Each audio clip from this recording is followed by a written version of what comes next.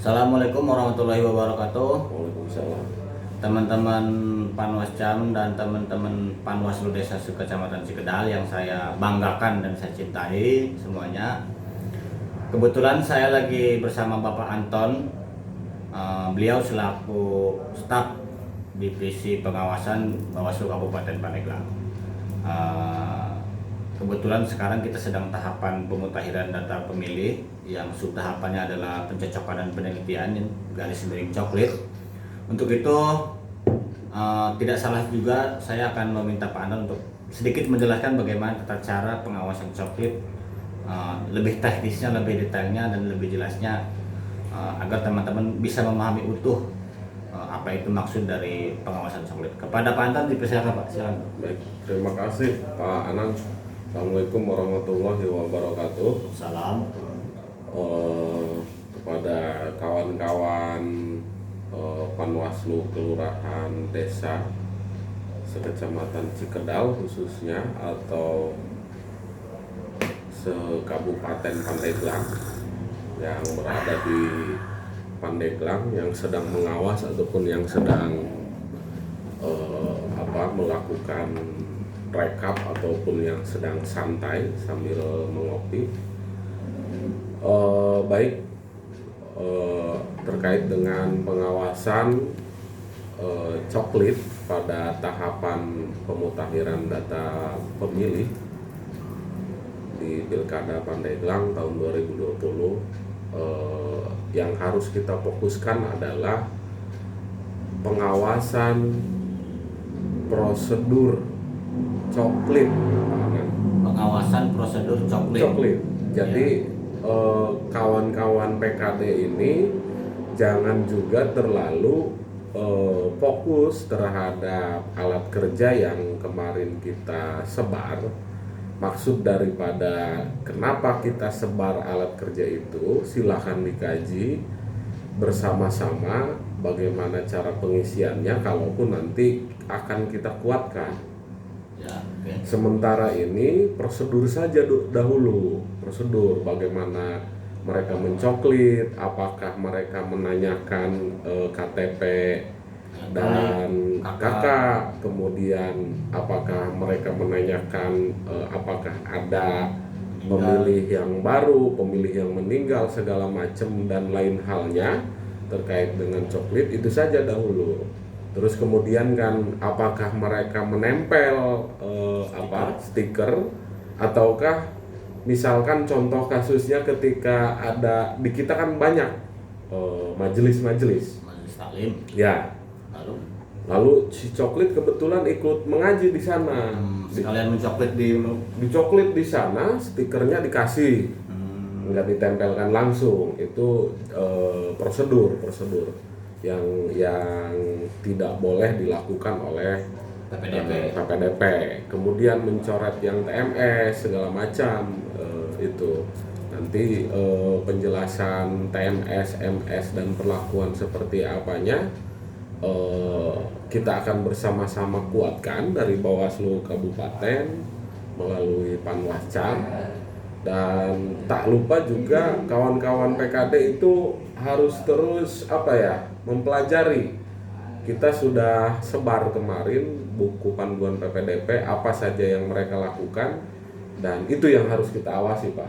Kalau gini Pak, contohnya langsung teknis pengawasan gitu Pak ya.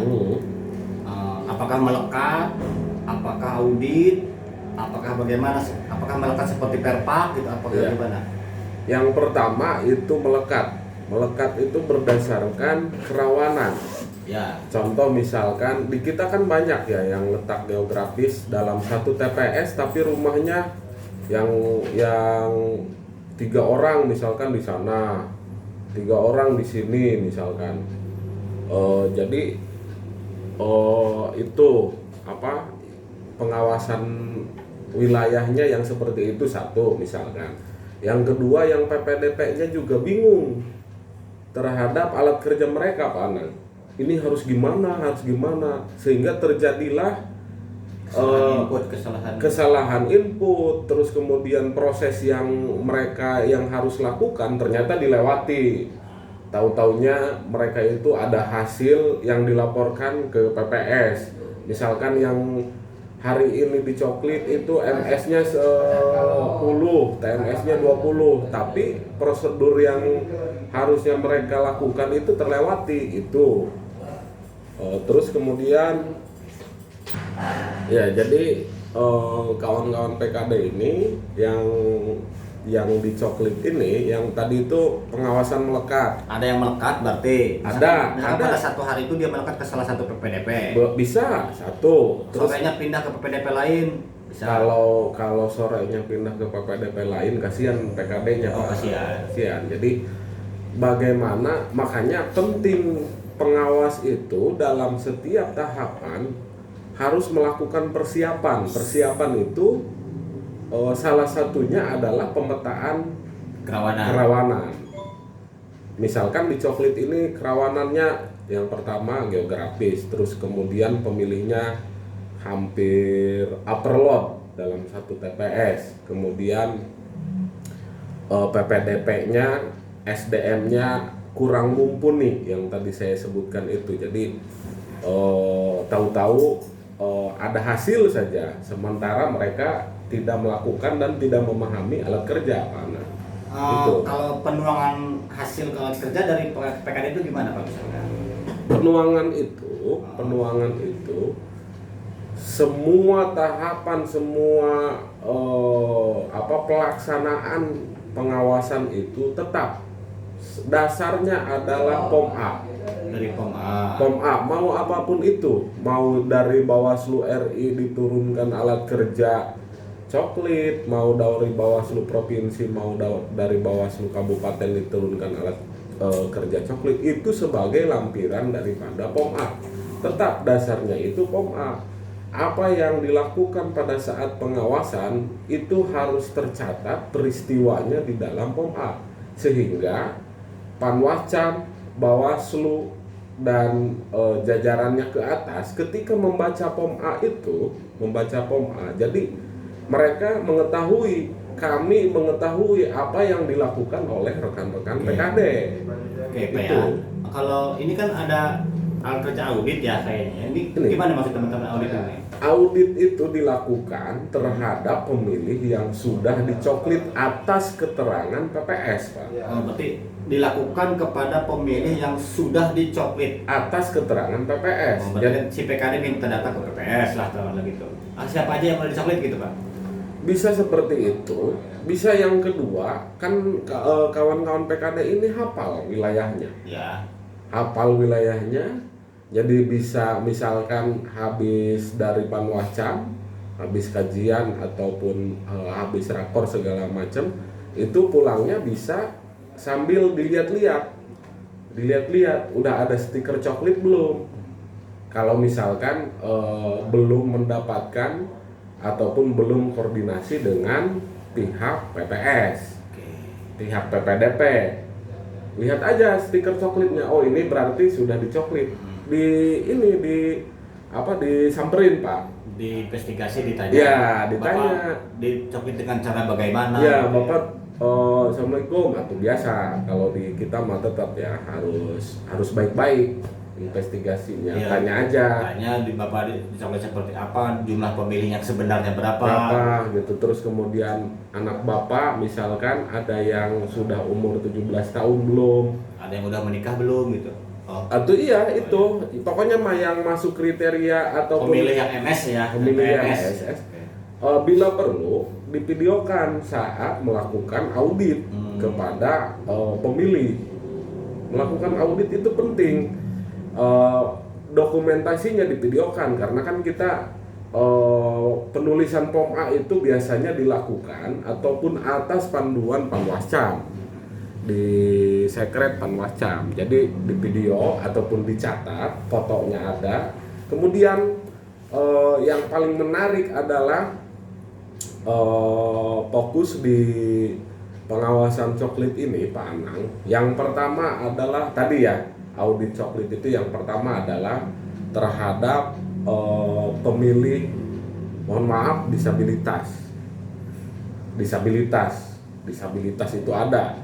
di panduan pengawasan coklit dan di panduan PPDP juga ada disabilitasnya jenisnya apa.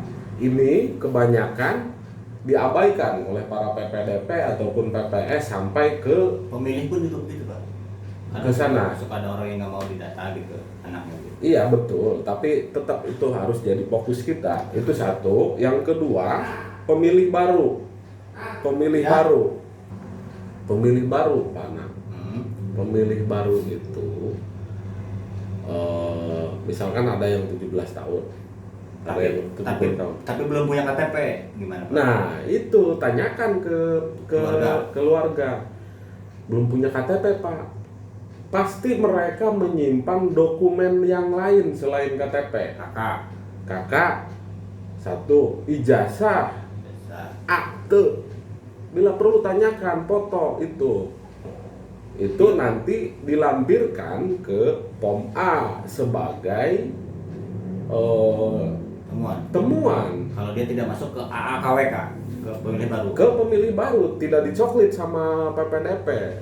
Kalau si pemilih itu sekarang belum 17 tahun, tapi ketika tanggal 9 Desember dia sudah berumur 17 tahun, sekarang belum kan, belum 17 tahun, otomatis belum punya KTP.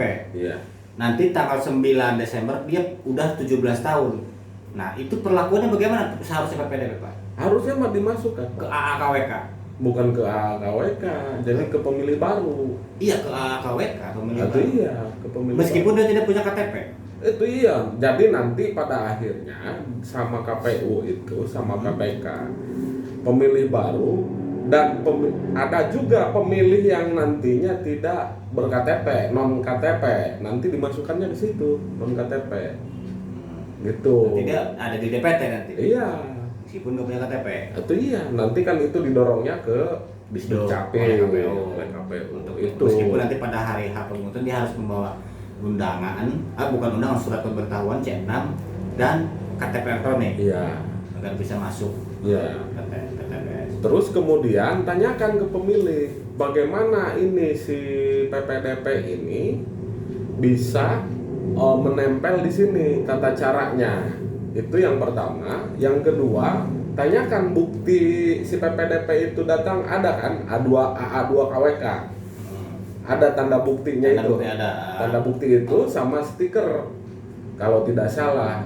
Intinya tanyakan saja bagaimana si PPDP ini Melakukan prosedur coklit.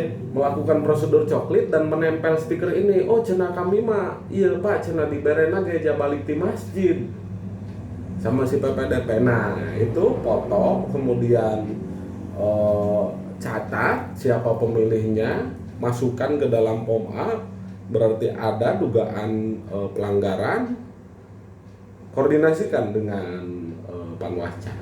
Begitu. Kalau misalkan ada stikernya udah ditempel tapi nggak ditandatangani, nggak diisi jumlah pemilih, nggak diisi tahun pemilihan, nggak ditandatangani si kepala keluarga, nggak ditandatangani oleh si PPD, hanya tulis Herman PPDP, kepala keluarga Hermin, udah nggak ada tanda tangan. Itu perlakuannya gimana teman-teman? Pelanggaran Ya, masuk ke pelanggaran. POM A. POM A masuk, dicatat kejadiannya seperti apa, tanyakan supaya lebih jelas. Tanyakan ke si kakaknya. Ya, ke si pemilihnya di situ ataupun Bagaimana cara keluarga. coklit, ya. Iya. Oke. Videokan, foto, minimal barang bukti ataupun alat bukti audit itu ya ada dokumen identitas pemilih, kemudian saat kita melakukan audit, video pertanyaan kita dan jawaban daripada pemilih seperti apa, begitu Pak. Oke. Sekian Pak, terima kasih. Siap. Nanti semoga teman-teman Panwaslu Desa Kecamatan Cikidul bisa sedikit tercerahkan. Amin. Sambil jadi bahan diskusi Amin. kita di Kecamatan Cikidul. Terima kasih Pak Anton Purwanto selaku staf Divisi Pengawasan Hubungan Lembaga di Bawaslu Kabupaten Pandeglang. Terima kasih, sama-sama. Assalamualaikum.